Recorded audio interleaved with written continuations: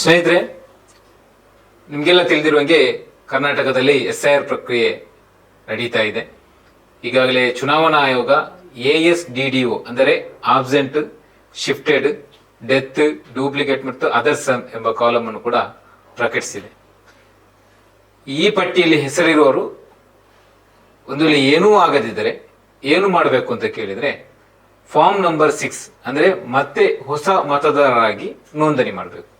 ಯಾಕೆಂತ ಹೇಳಿದ್ರೆ ಹೊಸ ಮತದಾರರಾಗಿ ನೋಂದಣಿ ಮಾಡಿದ್ರೆ ಹೊಸ ಮತದಾರರ ಪಟ್ಟಿ ಅಂದ್ರೆ ಫೈನಲ್ ಡ್ರಾಫ್ಟ್ ರೋಲ್ ಅಲ್ಲಿ ನಿಮ್ಮ ಹೆಸರು ಪ್ರಕಟ ಆಗುವ ಚಾನ್ಸಸ್ ಇದೆ.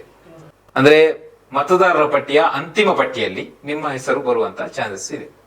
ಅಕ್ಟೋಬರ್ 1, 2026 ಆ ಡೇಟ್ ಒಳಗಡೆ ಯಾರಿಗೆಲ್ಲ 18 ವರ್ಷ ತುಂಬತದೋ ಅವರು ಕೂಡ ಇದ್ರ ಜೊತೆಗೇನೆ ಅರ್ಜಿ ಹಾಕಬಹುದು. ಫಾರ್ಮ್ ನಂಬರ್ 6 ಅಪ್ಲೈ ಮಾಡಲಿಕ್ಕೆ ಯಾವುದೇ ಕೊನೆಯ ದಿನಾಂಕ ಎಂಬುದಿಲ್ಲ. ಆದರೆ SIR ನ ಪಟ್ಟಿಯಲ್ಲಿ ಹೊಸ ಮತದಾರ ಏನು ಕಂಪ್ಲೀಟ್ ಲಿಸ್ಟ್ ಬರುತ್ತೆ, ಆ ಲಿಸ್ಟ್ ನಲ್ಲಿ ನಿಮ್ಮ ಹೆಸರು ಬೇಕು ಅಂತಾದ್ರೆ ನೀವು ಫಾರ್ಮ್ ನಂಬರ್ 6 ಅನ್ನು ತುಂಬಲೇಬೇಕು. ಫಾರ್ಮ್ ನಂಬರ್ 6 ಹೇಗೆ ತುಂಬುವುದು? ವೆಬ್ಸೈಟ್ ಏನು ಅಂತ ಕೇಳಿದ್ರೆ voters.eci.gov.in ವೆಬ್ಸೈಟ್ ಮೂಲಕ ತುಂಬಬೇಕು. ಆನ್ಲೈನ್ ನಲ್ಲಿದೆ, ಆಫ್ಲೈನ್ ಅಲ್ಲಿ ನಿಮ್ಮ ಸ್ಥಳೀಯ BLOಗಳನ್ನು ಭೇಟಿ ಮಾಡಿ ಅವರಿಂದ ಫಾರ್ಮ್ ನಂಬರ್ 6 ಕಾಪಿಯನ್ನು ಪಡೆದುಕೊಂಡು ಅವರ ಥ್ರೂ ಅಲ್ಲಿ ಅಪ್ಲೈ ಮಾಡಬಹುದು. ಇದು ಆಫ್ಲೈನ್. ಆನ್ಲೈನ್ voters.eci.gov.in ನಲ್ಲಿ ಯಾವ ತರ ಅಪ್ಲೈ ಮಾಡಬಹುದು ಎಂಬುದನ್ನ ನಾವು ಒಂದು ವಿಡಿಯೋ ಮಾಡಿದ್ದೀವಿ, ದಯವಿಟ್ಟು ವೀಕ್ಷಿಸಿ. ಧನ್ಯವಾದ. ಗೂಗಲ್ನಲ್ಲಿ voters.eci.gov.in ಗೆ ಭೇಟಿ ನೀಡಬೇಕು. ಲಾಗಿನ್ ಪೇಜ್ ಓಪನ್ ಆಗುತ್ತೆ. ಆ ಬಳಿಕ ಅಲ್ಲಿ ನೀವು ಒಂದು ವೇಳೆ ಸೈನ್ ಅಪ್ ಆಗಿದ್ದರೆ ನೇರವಾಗಿ ಲಾಗಿನ್ ಮಾಡಬಹುದು. ಒಂದು ವೇಳೆ ನೀವು ಸೈನ್ ಅಪ್ ಆಗಿಲ್ಲಂತಾದರೆ ಮೊಬೈಲ್ ನಂಬರ್ ಹಾಕಿ ಕ್ಯಾಪ್ಚಾ ಹಾಕಿ OTP ಮೂಲಕ ಲಾಗಿನ್ ಮಾಡಿಕೊಳ್ಳಬಹುದು. ಆ ಬಳಿಕ ಹೊಸ ಪೇಜ್ ಓಪನ್ ಆಗುತ್ತೆ. ಅಲ್ಲಿ fill enumeration form number 6, form number 7, form number 8, 6A ಎಲ್ಲವನ್ನೂ ತೋರಿಸುತ್ತೆ. ನಮಗೆ ಬೇಕಾದದ್ದು ಫಾರ್ಮ್ ನಂಬರ್ 6 ಅಂದರೆ ಹೊಸ ಮತದಾರರಿಗೆ ನೋಂದಣಿ ಮಾಡಲು. ಅದನ್ನು ಮಾತ್ರ ಕ್ಲಿಕ್ ಮಾಡಬೇಕು. ಅದು ಕ್ಲಿಕ್ ಮಾಡಿದ ಬಳಿಕ ಸ್ಟೇಟ್ ಕರ್ನಾಟಕ, ನಿಮ್ಮ ಜಿಲ್ಲೆ ಮತ್ತು ನಿಮ್ಮ ವಿಧಾನಸಭಾ ಕ್ಷೇತ್ರವನ್ನು ಆಯ್ಕೆ ಮಾಡಬೇಕು. ಆ ಬಳಿಕ ನಿಮ್ಮ ಹೆಸರು ಹಾಕಿ. ಕೆಳಗೆ ಕನ್ನಡ ಕೂಡ ಬರುತ್ತೆ. ಅದು ಸರಿ ಇಲ್ಲ ಅಂದರೆ ಕೀಬೋರ್ಡನ್ನು ಬಳಸಿ ಅದನ್ನು ಸರಿ ಮಾಡಬಹುದು. ಆಮೇಲೆ ಫೋಟೋಗ್ರಾಫ್ ಮೇಲೆ ಕ್ಲಿಕ್ ಮಾಡಿದರೆ ಫೋಟೋ ಅಪ್ಲೋಡ್ ಮಾಡಲು ಕೇಳುತ್ತದೆ. 2 MBಗಿಂತ ಕಡಿಮೆ ಇರುವ ಫೋಟೋವನ್ನು ನೀವು ಅಪ್ಲೋಡ್ ಮಾಡಬೇಕು. ಫೋಟೋ ಸರಿ ಇದ್ದರೆ ಹ್ಯೂಮನ್ ಫೇಸ್ ಡಿಟೆಕ್ಟೆಡ್ ಸಕ್ಸಸ್ಫುಲಿ ಅಂತ ತೋರಿಸ್ತದೆ. ಆ ಬಳಿಕ ನಿಮ್ಮ ತಂದೆಯ ತಾಯಿಯ ಹೆಸರು ಹಾಕಿ ಮುಂದುವರಿಬೇಕು. ಆ ಬಳಿಕ ಮೊಬೈಲ್ ನಂಬರ್ ಹಾಕಬೇಕು. ಆ ಬಳಿಕ ಇಮೇಲ್ ID ಇದ್ದರೆ ಇಮೇಲ್ ID ಹಾಕಬೇಕು. ನೆಕ್ಸ್ಟ್ ಕೊಟ್ಟು ಆಧಾರ್ ನಂಬರ್ ಕೇಳುತ್ತದೆ. ಆಧಾರ್ ನಂಬರ್ ಕೇಳಿದ ನಂತರ ಆಧಾರ್ ನಂಬರ್ ಹಾಕಬೇಕು. ಆಮೇಲೆ ಜೆಂಡರ್ ಸೆಲೆಕ್ಟ್ ಮಾಡಬೇಕು. ಆ ಬಳಿಕ ಡೇಟ್ ಆಫ್ ಬರ್ತ್ ಹಾಕಬೇಕು. ಆ ಬಳಿಕ ಯಾವ ದಾಖಲೆಯನ್ನು ನೀವು ಬರ್ತ್ ಪ್ರೂಫಿಗೆ ಹಾಕ್ತೀರೋ ಅದನ್ನು ಸೆಲೆಕ್ಟ್ ಮಾಡಬೇಕು. PAN card, passport, driving licence, SSC marks card, Aadhaar card select ಮಾಡಿದ ನಂತರ ಅಪ್ಲೋಡ್ ಮಾಡಬೇಕು.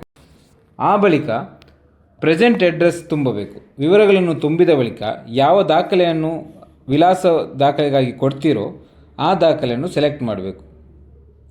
ಸೆಲೆಕ್ಟ್ ಮಾಡಿದ ನಂತರ ಅಪ್ಲೋಡ್ ಮಾಡಬೇಕು. ಆ ಬಳಿಕ ಕ್ಯಾಟಗರಿ ಆಫ್ ಡಿಸೆಬಿಲಿಟಿ, ಇದು ಯಾರಿಗೆ ಡಿಸೆಬಿಲಿಟಿ ಇರುತ್ತೋ ಅದು ಅವರಿಗೆ ಮಾತ್ರ ಅನ್ವಯವಾಗುತ್ತೆ. ಅಂದರೆ ವಿಶೇಷಚೇತನರು ಯಾರು ಇರ್ತಾರೋ ಅವರು ಇದನ್ನು ಅಪ್ಲಿಕೇಶನ್ ಹಾಕುವಾಗ ಅದನ್ನು ಸೆಲೆಕ್ಟ್ ಮಾಡಬೇಕು. ಯಾವ ರೀತಿಯ ವಿಕಲಚೇತನ ಇದೆ ಎಂಬುದನ್ನು ಕೇಳುತ್ತೆ. ಆ ಸಂದರ್ಭದಲ್ಲಿ ಯಾವ ರೀತಿಯ ವಿಕಲಚೇತನ ಇದೆ ಅದನ್ನು ಅಲ್ಲಿ ಟಿಕ್ ಮಾಡಬೇಕು. ಮತ್ತೆ ನಿಮ್ಮ ಕುಟುಂಬ ಸದಸ್ಯರ ವೋಟರ್ ID ವಿವರಗಳನ್ನು ಹಾಕಬೇಕು. ಯಾರ ವೋಟರ್ ID ಹಾಕ್ತಿರೋ ಅವರ ಜೊತೆಗಿನ ಸಂಬಂಧವನ್ನು ಮೆನ್ಷನ್ ಮಾಡಿ ಸೆಲೆಕ್ಟ್ ಮಾಡಿದರೆ ತಂದೆ, ತಾಯಿ, ಗಂಡ ಅಥವಾ ಅವರ ಯಾರ್ದು ನೀವು ಸೆಲೆಕ್ಟ್ ಮಾಡ್ತೀರೋ ಅವರ ಎಪಿಕ್ ನಂಬರ್ ಅಂದರೆ ವೋಟರ್ IDಯನ್ನು ಹಾಕಬೇಕು. ಆ ಬಳಿಕ 2002ರ SIR ನಲ್ಲಿ ಯಾರ ಜೊತೆಗೆ ಪ್ರೊಜೆನಿ ಮ್ಯಾಪಿಂಗ್ ಮಾಡ್ತಿರೋ ಅವರ ವಿವರಗಳನ್ನು ಸೆಲೆಕ್ಟ್ ಮಾಡಬೇಕು. ವಿಧಾನಸಭಾ ಕ್ಷೇತ್ರ, ಬೂತ್ ನಂಬರ್, ಸೀರಿಯಲ್ ನಂಬರ್ ಹಾಕಿದರೆ ಅವರ ವಿವರಗಳನ್ನು ಆಟೋಮೆಟಿಕ್ ಆಗಿ ಫೆಚ್ ಮಾಡಬಹುದು. ಅದು ಸರಿ ಇದೆ ಎಂದು ಗಮನಿಸಿ ಅದನ್ನು ಸೆಲೆಕ್ಟ್ ಮಾಡಬೇಕು. ಆಮೇಲೆ ನಿಮ್ಮ ತಂದೆಯ ವಿವರವನ್ನು ಹಾಕಬೇಕು. ಆಮೇಲೆ ಅವರ ವೋಟರ್ ID ನಂಬರನ್ನು ಹಾಕಬೇಕು. ನೆಕ್ಸ್ಟ್ ತಾಯಿಯ ವಿವರವನ್ನು ಕೇಳಿದ್ರೆ ತಾಯಿಯ ವಿವರವನ್ನು ಹಾಕಿ ಅವರ ವೋಟರ್ IDಯನ್ನು ಅಲ್ಲಿ ಹಾಕಬೇಕು. ಮದುವೆಯಾಗಿದ್ದರೆ ಗಂಡ ಅಥವಾ ಹೆಂಡತಿಯ ವಿವರವನ್ನು ಅಲ್ಲಿ ಹಾಕಬೇಕು. ಮದುವೆ ಆಗಿಲ್ಲ ಅಂತಾದರೆ ಆ ಕಾಲಮ್ ಅನ್ನು ಹಾಗೆಯೇ ಬಿಡಬಹುದು. ಕೊನೆಯಲ್ಲಿ ಜಿಲ್ಲೆ, ಪಟ್ಟಣ ಹಾಕಿ ಎಷ್ಟು ವರ್ಷದಿಂದ ಆ ಪ್ರದೇಶದ ನಿವಾಸಿ ಎಂದು ಕೇಳುತ್ತದೆ. ಅಲ್ಲಿ ತಿಂಗಳು ಮತ್ತು ವರ್ಷವನ್ನು ಹಾಕಬೇಕು. ಆ ಬಳಿಕ ಕ್ಯಾಪ್ಚಾ ಹಾಕಿ ಸೆಂಡ್ OTP ಕೇಳುತ್ತೆ. ನೀವು OTP ಹಾಕಿ ಸಬ್ಮಿಟ್ ಕೊಟ್ಟ ಬಳಿಕ ಸೈನ್ ಆಪ್ಷನ್ ಕೇಳುತ್ತೆ. ಆಧಾರ್ ಕಾರ್ಡ್ ನಂಬರ್ ಹಾಕಿದರೆ ಆಧಾರ್ ಕಾರ್ಡ್ನಲ್ಲಿ ರಿಜಿಸ್ಟರ್ ಆಗಿರೋ ಮೊಬೈಲ್ ನಂಬರ್ಗೆ OTP ಬರುತ್ತೆ. ಆ OTPಯನ್ನು ಹಾಕಿದ ಬಳಿಕ ಸಬ್ಮಿಟ್ ಆಗುತ್ತೆ.